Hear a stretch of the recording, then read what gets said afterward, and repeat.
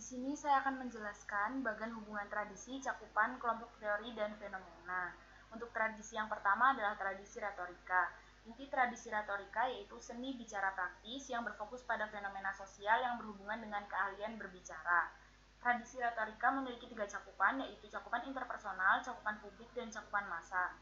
Dalam cakupan publik memiliki 4 kelompok teori, yaitu kelompok teori publik, kelompok teori diri dan pesan, kelompok teori pengembangan hubungan, dan kelompok teori media. Di dalam kelompok teori publik terdapat 3 teori, yaitu teori retorika, teori dramatisme, dan teori paradigma naratif. Saya ambil teori retorika, jadi teori retorika ini adalah usaha untuk mempersuasi audiens. Saya ambil contoh fenomena orasi kampanye pemilihan ketua OSIS. Jadi dari orasi kampanye ini tujuannya untuk mempersuasi. Tradisi selanjutnya yaitu tradisi semiotika. Inti tradisi semiotika adalah simbol dan tanda. Tradisi semiotika memiliki 2 cakupan, yaitu cakupan massa dan cakupan budaya. Dalam cakupan budaya memiliki 4 kelompok teori, yaitu kelompok teori diri dan pesan, kelompok teori organisasi, kelompok teori media, dan kelompok teori kebudayaan dan keberagaman. Dalam kelompok teori diri dan pesan, saya mengambil teori interaksi simbolis. Jadi teori interaksi simbolis ini adalah pemaknaan simbol dalam interaksi. Saya ambil contoh fenomena pemasangan bendera berwarna putih di daerah istimewa Yogyakarta saat ada yang meninggal. Untuk tradisi selanjutnya adalah tradisi fenomenologi. Tradisi fenomenologi ini adalah pengalaman yang berbeda pada sebuah fenomena sosial. Terdapat hanya 1 cakupan dalam tradisi fenomenologi, yaitu cakupan interpersonal.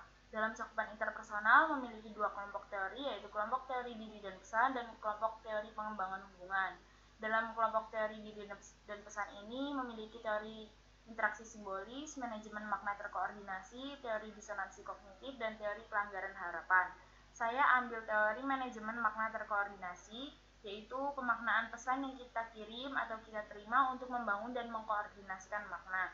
Saya beri contoh fenomena pemaknaan iklan Partai Perindo yang bisa dimaknai dengan perspektif yang berbeda oleh masyarakat, bisa iklan kampanye ataupun lagu Indonesia.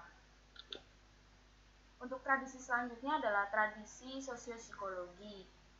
Tradisi sosiopsikologi ini memiliki hubungan sebab akibat pada fenomena sosial. Tradisi sosiopsikologi memiliki 2 cakupan, yaitu cakupan interpersonal dan cakupan budaya. Dalam cakupan interpersonal memiliki 2 kelompok teori, yaitu kelompok teori diri dan pesan dan kelompok teori pengembangan hubungan. Dalam kelompok teori pengembangan hubungan ini terdapat teori pengurangan ketidakpastian, pertukaran sosial, penetrasi sosial, dialektika relasional, manajemen privasi komunikasi, dan pemrosesan informasi sosial.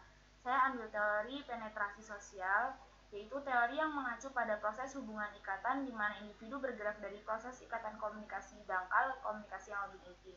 Jadi semakin dekat orang yang berinteraksi tersebut, maka semakin melakukan penetrasi sosial. Saya ambil contoh fenomena curhatan sahabat. Untuk tradisi selanjutnya adalah tradisi sosiokultural.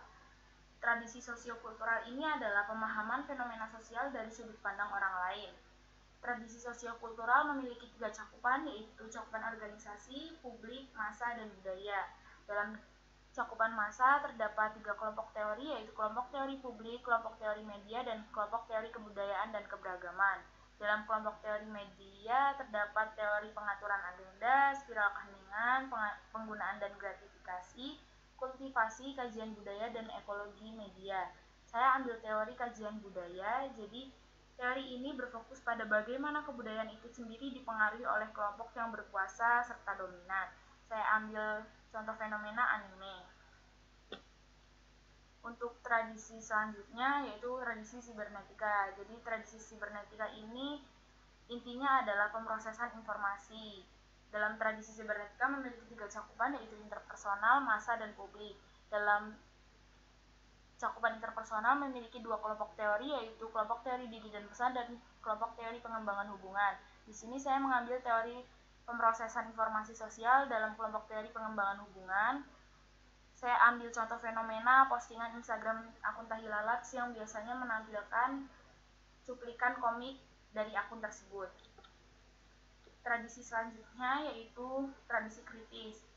Inti tradisi kritis ini adalah advokasi yang jujur, jadi tradisi ini mengkritisi semua tradisi. Terdapat 5 cakupan dalam tradisi kritis, yaitu interpersonal, publik, organisasi, massa, dan budaya.